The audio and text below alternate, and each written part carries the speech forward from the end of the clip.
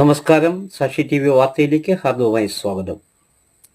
പ്രേക്ഷകർ ഇപ്പോൾ ദൃശ്യത്തിൽ കാണുന്ന ഈ റോഡ് ഗണപതി നടയിൽ നിന്നും കള്ളിക്കാട് വഴി മണലയം വഴി കൈരോഡിലേക്ക് പോകുന്ന ഒരു റോഡാണ്. ഇതിൻ്റെ അറ്റകുറ്റപ്പണികൾ തീർക്കാനായി ഇപ്പോൾ കോൺട്രാക്റ്റ് ഏറ്റെടുത്തിരിക്കുകയാണ്.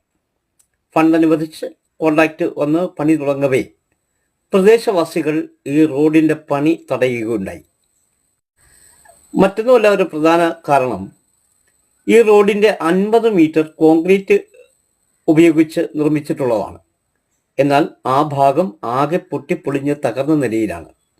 നമുക്ക് പ്രദേശവാസികളുടെ അഭിപ്രായം ഒന്ന് കേട്ടു നോക്കാം.